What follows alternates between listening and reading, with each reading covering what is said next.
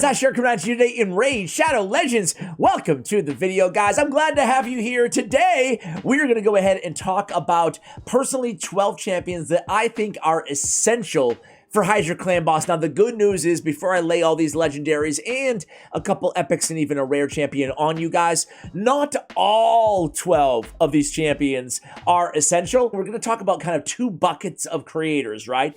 Provokers and for the head of Decay, and either Veil or Cleansers, passive Cleansers specifically for the head of Torment, because to me, those two heads are so freaking annoying. I'm going to give you today the best of the best champions. These are champions that I use, two of these champions for the most part, on every single one of my 3 Hydra Clan Boss teams. I'll tell you who I use as we go through the list, and I would love to hear from you guys too. What strategies do you use? Because listen, everybody, whether we love Hydra or whether we hate Hydra, we need to make sure that we're battling, you're using our Hydra Keys every week, because everybody surely does want to get their hands on one of the strongest champions inside the entire game. It's Mithrala Lifebane. You can never, ever have it. So if you don't have her, you gotta do Hydra. Simply by investing in these champions will help you to get on your way to getting Mithrala, who's great in her own right against the Hydra Clan Boss and pretty much everywhere else in this game. Now, additionally, we can get stone skin gear, especially stone skin protection as well, but stone skin and clan points and coins or whatever the heck and all that stuff, right? So let's talk about these champions, guys. Actually, before we jump into it really quickly, just in case there's new viewers out there who have no idea what I'm even talking about, because I hated that in my early days of watching raid content before I even recorded a video here on my channel. I would hate when they would start talking about something and I'm like, yeah, the head of Decay, yeah, sure, whatever that means.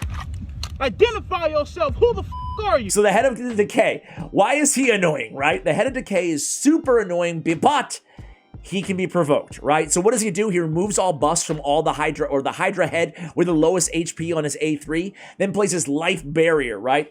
That's so annoying. You don't want that to happen. But most importantly, we don't want his A2. Speed of Decay removes all debuffs from all heads and then fills the turn meter of all heads by 30%. We don't want any of that. Ideally, we're going to have the head of Decay permanently provoked. That's why these champions are all specialists when it comes to that. The head of Torment. Now, what does he do? Head of Mischief is also annoying, but these two are really annoying, and we can do something good to mitigate them as well. Head of Torment, he's the dude who's putting fear or true fear on all your champions all the time, right? And most importantly, on his passive, when he's attacked by enemies not under a veil or perfect veil, okay, he's going to go ahead and place that true fear that cannot be blocked or resisted on them. So we're going to want a cleanser to get rid of the true fear, or we're going to want somebody with veil or perfect veil on our team, okay? So let's talk about these champions. Let's start with head of Decay and talk about the best provokers. I'm going to start with my personal favorite. She is my main provoker. I'm going to show you my main team that I use, and I love this champion so much. You guys already probably know who it is if you watch this channel. And Harrier, what the heck are you doing over here, man? Using my same team and out-damaging me by 55 million on Nightmare? There's a perfectly logical explanation for this. We have my girl, Contra the Cyclone. She's my go-to provoker. I love Contra, man. She's one of my favorite Hydra Clan Boss. She might be my favorite Hydra Clan Boss champion out there. Let's talk about why, okay? So I run her in a reflex set. She only has that one active ability, so 40% chance of reducing the cooldown of this ability, where she's putting every debuff known to man, not really, but a lot of debuffs on the Hydra heads. So basically, sometimes on a 2-turn cooldown thanks to reflex set. Look at No Escape, one of the most powerful passives in the game, in my opinion. First of all, let's start with the bottom. This champion can place debuffs on weak hits. Yes, please, because she's bringing a hell of a lot of debuffs. So on this passive, decrease enemies' accuracy by 10 for each debuff they are under. Nice. This champion will receive 4% less damage for each debuff on the attacker. Fantastic. That really adds up because there's a lot of debuffs on those Hydra heads. Heals this champion by 1250 every time a debuff expires on an enemy? Dude, it's like endless heals on this champion. That's insane. And then a 75% chance of placing a provoked debuff for 1 turn on enemies under 5 or more debuffs at the start of this champion's turn. So whenever she gets into a turn, she's refreshing that provoke. 75% chance, but it happens every time that she gets a turn as well. She's not like 100% dependable because it's 75%, and of course, you know, they need to have 5 or more debuffs. She does a really good job with keeping 5 or more debuffs on the Hydra heads. And again, if you're provoking the head of Decay, you shouldn't need to worry about them not being under a lot of debuffs, right? So, but for me, I'm able to, building here with some speed, you know, I'm able to keep that provoke up almost all the time on the head of Decay. And I love Contra, man. Can you tell? Can you tell, guys? It was a reflex action. It was the most awful moment in the whole history of women being stuck with you idiots. Next on the list is gonna be my man. Where am I going here? What am I doing? It's Bivald of the Thorn, excuse me. This dude is a monster as well. I love this guy, man. He's a previous fusion, and it's funny, I think he was introduced to the game right before they made the change to Head of Decay so he could be provoked, right? So we didn't recognize it at the time, but this game really skyrocketed in value shortly after he was added to the game. Let's start with his passive. Decreases the damage taken by allies from enemies under provoke. Okay, nice to have. On the A3, Briar Nexus, 4-turn cooldown attacks to all enemies. Damage increases by 5% for each debuff on each enemy. Again, synergizes really well with Hydra because there's usually a lot of debuffs on the enemies. Also heals all allies by 20% of the damage inflicted, places a shield on them, 20% of the damage inflicted as well. What a good ability, a heal, a shield, and a decent amount of damage, right? You can even pair him with Contra, just lockdown provokes permanently on Head of Decay, and at the same time have a lot of debuffs on the Hydra heads to get more damage, right? So there's nothing wrong, I want to be clear, with running 2 of these champions together. On his A2, man, this is a great ability. 3-turn cooldown, 100% chance when booked of placing a provoke on the first hit, a leech on the second hit, a strengthen on himself, and a leech and provoke, again, can land on weak hits again. Man, we love that. The same thing goes with everything. The provoke on his A1 can land on weak hits, just like Contra's passive, right? You love to see that. We have a heal the ally with lowest HP, and then a backup provoke, 50% on the A1. So between the 50% A1 provoke and then the 100% on a 3-turn cooldown on this one and landing on weak hits, man, we love Bivald of the Thorn. He's one of my favorite provokers out there. But I have to say, personally, my second favorite provoker out there in the game for Hydra is none other than Molly Tankard. I love Molly, and I was so late to the Molly Tankard Hydra Clan Boss game, guys. I hate to admit this, I'm gonna admit it, I only recently started using her. You know why? When I was just a little girl. Because of my myopic little brain, guys. For a while, I was like, dude, I don't want to use Molly Tankard. She's got to provoke. She's got a revival, and that's it. She's going to do no damage. She's going to be a big fat 0, a goose egg in terms of damage on my team. I don't want to waste a spot just on a 4-turn single target revive and a provoke. Oh boy, was I wrong, man. Oh boy, was I wrong. Hopefully some of you guys are in the same boat as me watching this video, sitting on a Molly Tankard that you just don't use that much. Boy, she's a beast for Hydra. For 2 reasons. Number 1 is a 2-turn provoke, right?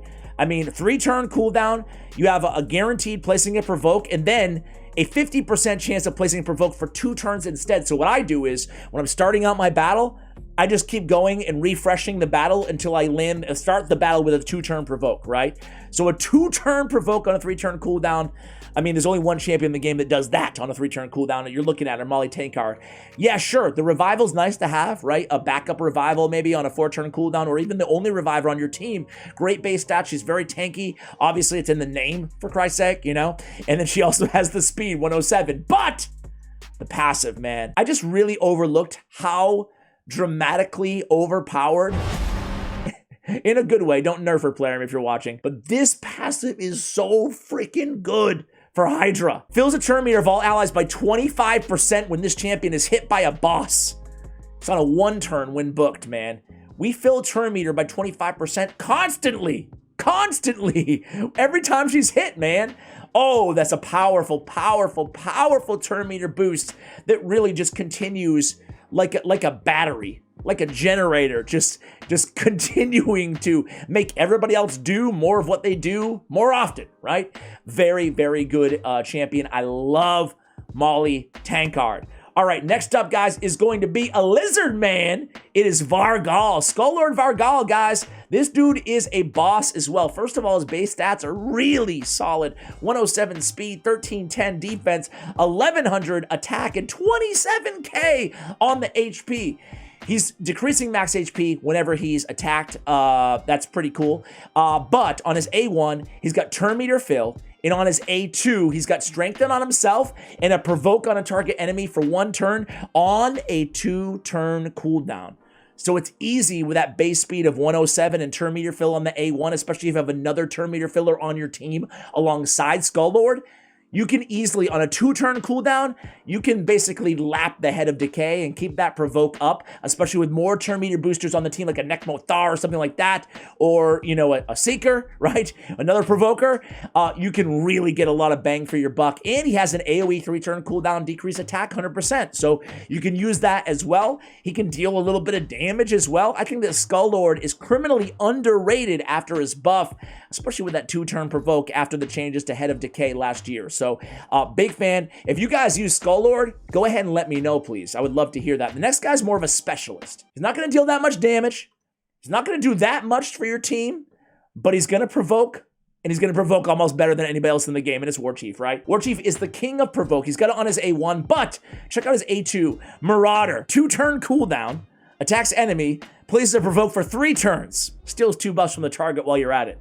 My man places a 3-turn provoke on a 2-turn cooldown. Eat that, Skull Lord, excuse me.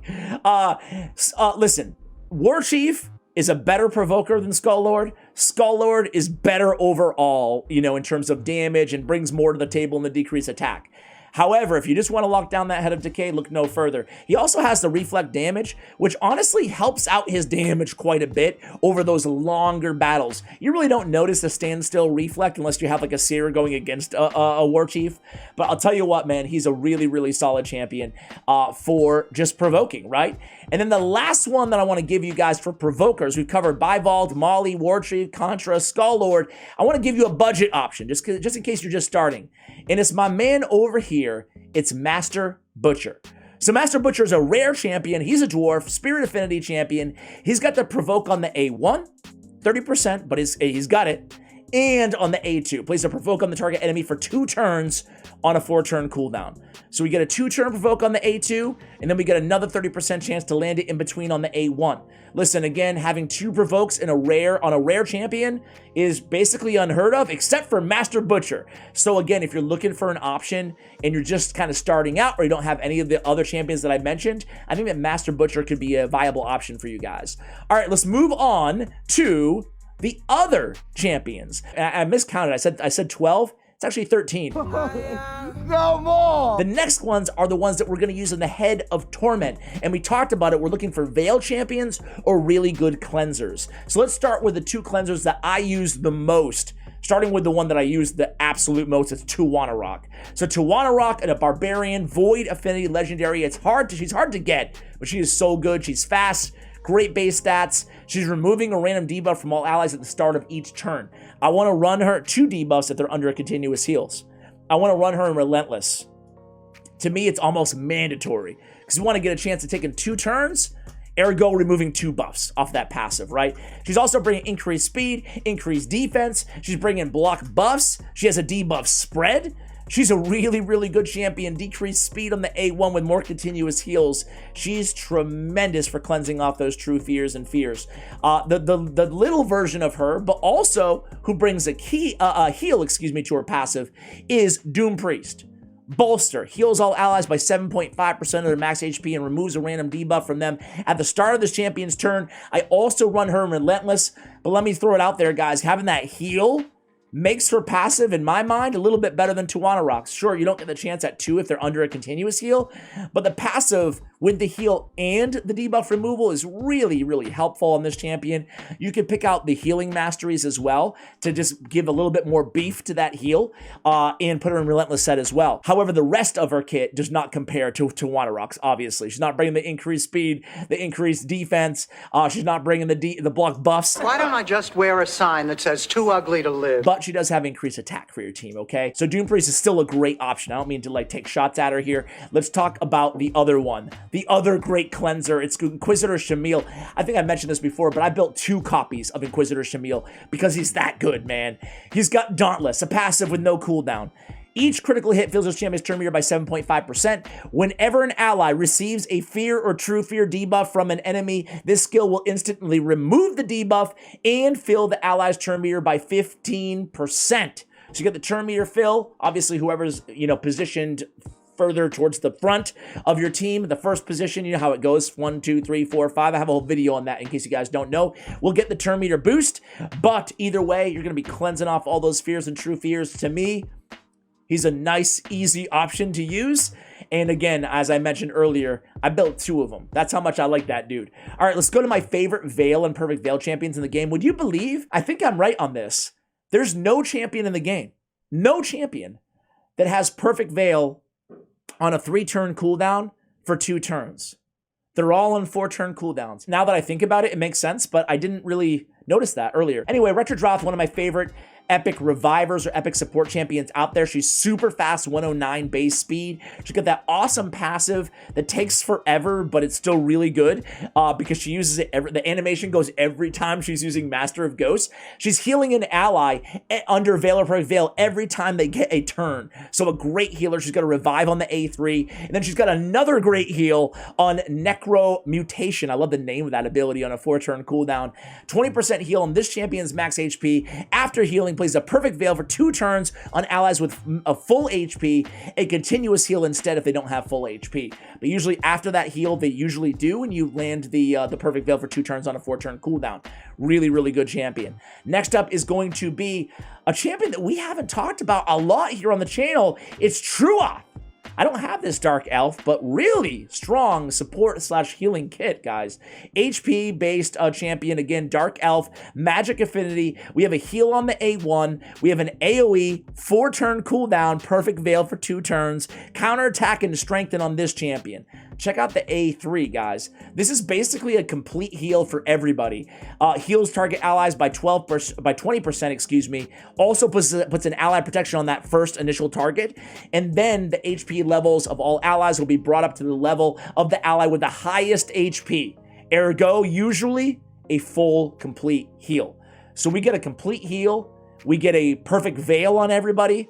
Really cool champion. Decrease the cooldown of Animus Infusion by 1 turn for every 10% of HP this champion loses? That feels broken to me, man. That's crazy. That's a lot of heals, man. Anybody have this champion? I don't have him. Anybody have him? Anybody use him? Boy, that's a really, really strong healing kit right there. All right, guys, we have a few others. Obviously, the queen of Perfect Veil, it's Duchess. She has on a 4-turn cooldown, block debuffs for 2 turns, increase attack for 2 turns, and a Perfect Veil for 2 turns. She also has a Veil on her revive, which is nice on a 4-turn cooldown, one of the better revives in the game, if not the best AoE revive, 70% HP as well. And then Ethereal Ways decreases damage all allies receive from AoE attacks by 25%, 15 from bosses. She has the built-in weak version of Strengthen against bosses, strong version in the arena. Just an incredible champion, guys. You know how good Duchess is, but she would be one of the premium options for Perfect Veil on your team. That way you can mitigate all those dang true fears from the head of Torment. Last, but certainly not least, is going to be the doggy himself, Tatura Rhymehide. Tatura is a great support champion who can actually deal some damage too. It's a defense-based nuker, 1432 base defense, 20k base HP, 102 speed, easy to keep this high elf dog alive. And boy, it's more like a luck dragon. How about this? We have decreased accuracy on the A1, nice to have. And then we have a block debuff, increased defense on a 3-turn cooldown, right? So my doggy here is bringing the block debuffs and the increased defense on a 3-turn. And then an AoE attack with Perfect Veil for 2 turns and a shield on this champion. So we get Perfect Veil on a 4-turn. We get another hard-hitting AoE attack. We get increased defense, we get block debuffs, and then when attack reflects 30% of the damage this champion receives back to the attacker, also has a chance of placing freeze. I'll tell you what, every time, Tatura is one of those champions, every time I look at his kit, I'm like, wow, He's a really good champion, man. Like, I almost forget about it sometimes. Anyway, guys, there you go. Those are my faves. Duchess, Truath, Tatura, Retrodrop, Tuana Rock, Doom Priest, Inquisitor Shamil, Master Butcher, Skull Lord Vargal, Contra the Cyclone, Warchief, Molly Tankard, and Bivald of the Thorn. Thank you for watching, guys. Invest in these champions. You're going to have a really, really good team if you do have a couple of these options available for Hydra Clan Boss. Thank you for watching, and as always, take care, guys.